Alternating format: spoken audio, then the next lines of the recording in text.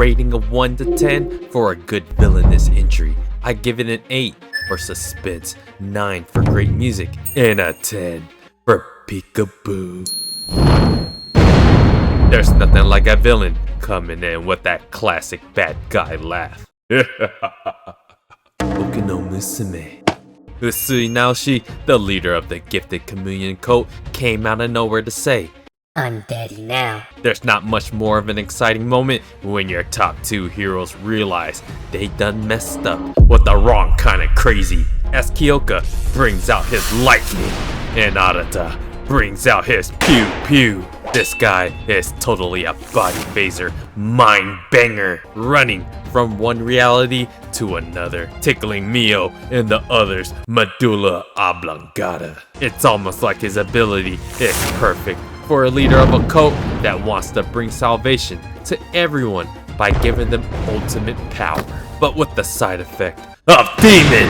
It's pretty hilarious when that bad guy shows up out of nowhere to Halloween everyone with a trick or treat and leave them feeling inept. We are all certainly confused as to why Usui Naoshi keeps referring to Mio as Musume, but I'm sure we'll find out soon.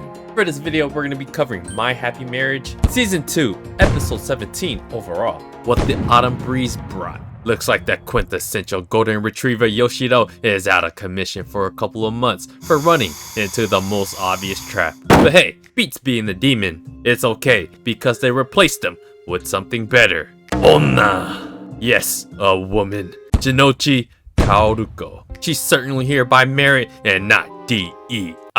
One of the guys Kyoka fought was from the Hojo family, who manages all ability users by the Imperial Household Agency. Somehow, he ended up joining the Gifted Communion, and it's reasonable to think that Naoshi's power of mind banging is similar to Mio's. Getting mind banged is the worst thing ever. When was the last time My Happy Marriage started off with this kind of a banger? This hyped? Never. This is some tense epicness going on here. I'm all for it. Mio and cousin NTR make it to Kyoka's place of work to continue their meeting about the renegade distant Usuba. Just when Mio, Arata, and Kyoka got their amygdala going haywire for a brief moment, the military personnel are whispering their concerns over being mind-banged by the Usubas. I mean, who can blame them? No one likes to feel powerlessness. Arata proceeds to tell them that Naoshi mind-bangs people with their 5 senses. He can literally show up with no one noticing and tickle you like a random itch that comes out of nowhere. Did you suddenly get ticklish?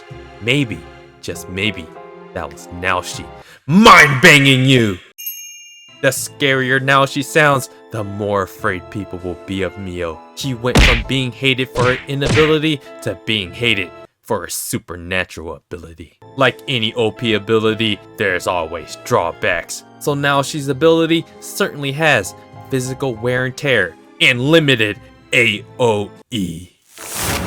It's quite clear to Arata and Kyoka that Naoshi wants Mio's ability of Dream Sight, so she will be bodyguarded by Kaoruko and will be at Kyoka's place of work to be protected each and every day until this entire Gifted Communion problem gets solved. While Mio will need to be protected, like in the previous 3 episodes at the beginning of this arc, she will need to be the one to help protect everyone else too. But she has yet found the confidence and the control over her powers to do just that yet. While one guy can mind banging you, Mio can certainly counter him by mind banging him back. Kaoruko is told by Kyoka that if they get attacked, she'd be the first line of defense. That certainly sounds somewhat not reassuring, but assuring at the same time. Well, would you look at that? They are like besties already, bonding over the fact that the military patriarchy can't even put a damn women's bathroom up in this beach. After some tenseness, there's nothing like a nice pair of wholesomeness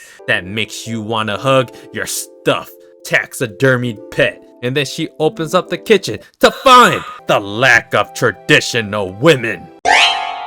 And so what does Mio in her dream sight wish for? To make sure you make better bentos than at Kyoka's work, because apparently the cafeteria food here is totally fire. As I mentioned before, Kaoruko is all merit because she's the only female officer around. With her supernatural ability, pixie haircut, and other abilities, she deserves her position and all of her accolades, and most definitely a normal friend she can confide in. This is some great character development for our already Mio bestie, and then we get introduced with their squad leader, Mukadayama, from a nice, inviting, pure soft-toned personality to now brutality with a stick. In most cases, women are a burden for the military, but we talking about the top 1% of the top 1% here. We got a chick that can mind bang you and a chick with a stick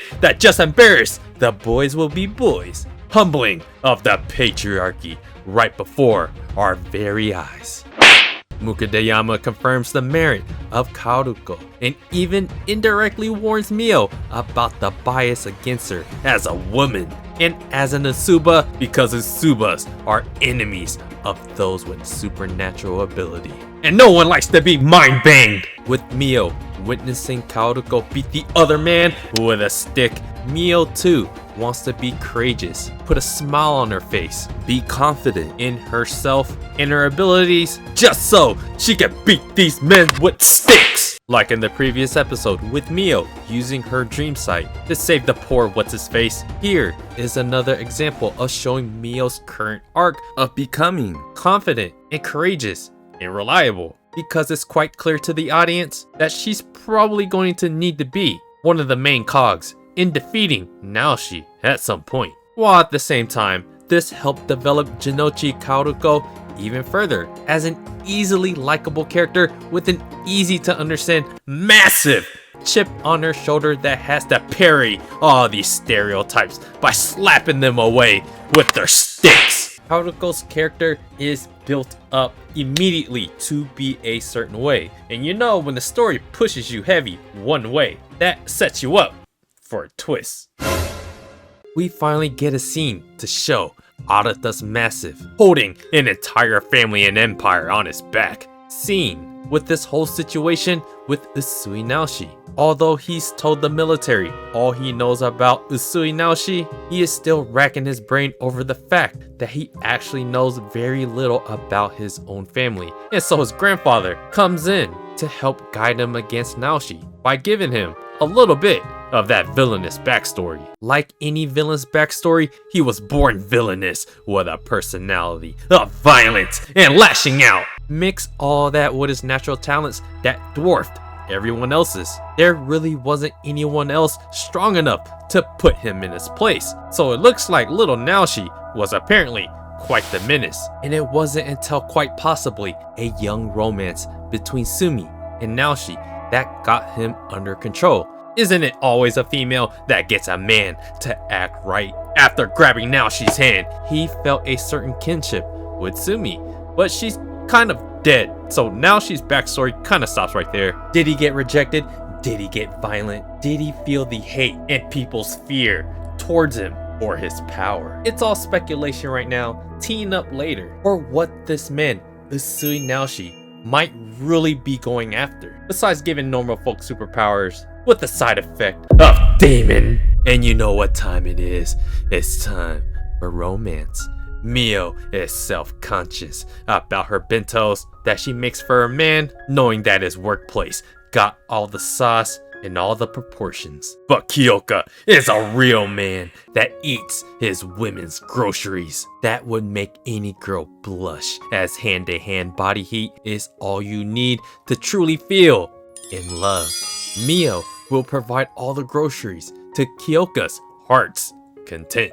Whipping up love in a box is the most wifey thing ever. To get to a man is to whip up those groceries. To make a man fall in love with you is all about the groceries and the love that you put into it. Kyoka has a flashback with his father talking about the dangers of the gifted communion. If things get way too dicey, he may actually have to request his own father to protect his fiancée, which surprises Tadakio, as Kyoka is usually his cold-hearted self. Kyoka must have really kicked one too many chicks to the curb, but when you got a good one, it gotta keep her. With Kyoka's own realization and his father noticing a significant change in him, Kyoka is truly experiencing pure love for the first time. Doki doki. Oh look, how convenient. Mio is now entering the world of the past to witness a backstory that her grandfather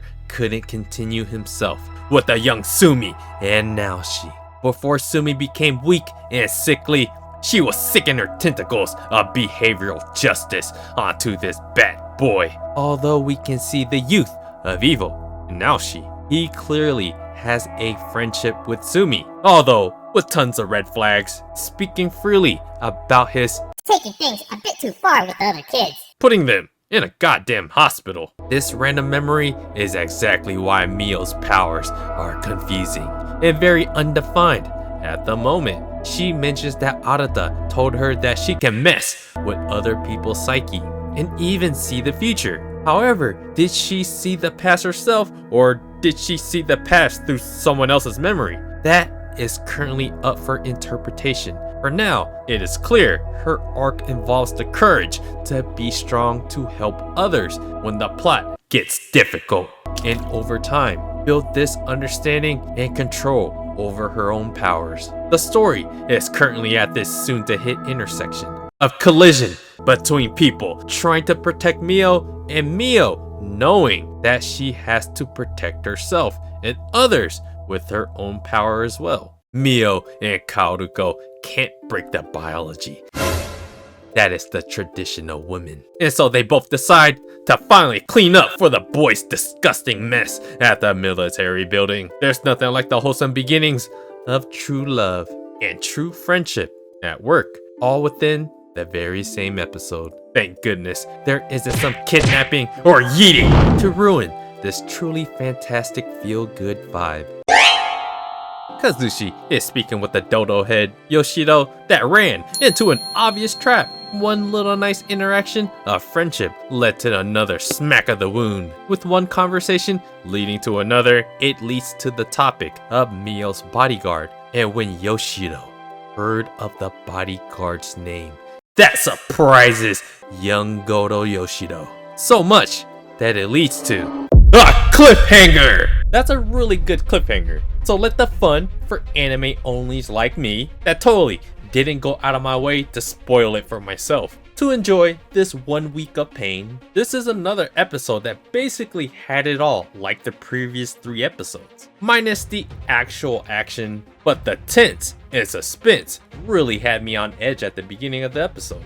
I'm really enjoying the pacing of these episodes. I feel like there's so many moments within the episodes that hit multiple levels of emotions, from suspense, intense, to worry and surprise, to wholesome and romance, to a childhood backstory that somewhere went really wrong, showing what Mio has to overcome herself, that eventually led to the Jinochi Kaoruko cliffhanger. Once again, I'm really enjoying the second season. It's objectively really good. It didn't take too much to kill 2 birds with 1 stone with Kaoruko's character, as she's very clearly, currently, a very important character, is very quickly informing us of what kind of person she is, as it already kind of feels like maybe we like her more than Goto already. Jinochi's character is very clearly set up to be very likable, which naturally makes it for a very good setup for whatever character arc she has to go through. And at the same time, it brings in another character to kind of replace Hazuki's friendship with Mio. It's a different female presence that Mio and now Kaoruko can confide within each other. I ain't gonna lie, I'm a sucker for good first impression for villains, and now she came in super menacing with the animation and the music all coming together. Those moments at the very beginning of the episode was executed very well. Putting Arata and Kyoka in a position of weakness is a side to these characters that we rarely get to see, which makes the threat of the Gifted Chameleon cult feel much more legitimately threatening. And of course, with Kaoruko's character, she's immediately a hit, which, like I said earlier, that naturally sets us up for a twist. So yeah guys, let me know what you guys thought about this episode of My Happy Marriage, episode 17 overall, episode 4 of season 2. And do me a favor guys, hit the like button for friendship. And subscribe to the channel if you guys haven't already. Check out my blog at otakusen.com. And I appreciate you guys watching, and I'll see you guys on the next video.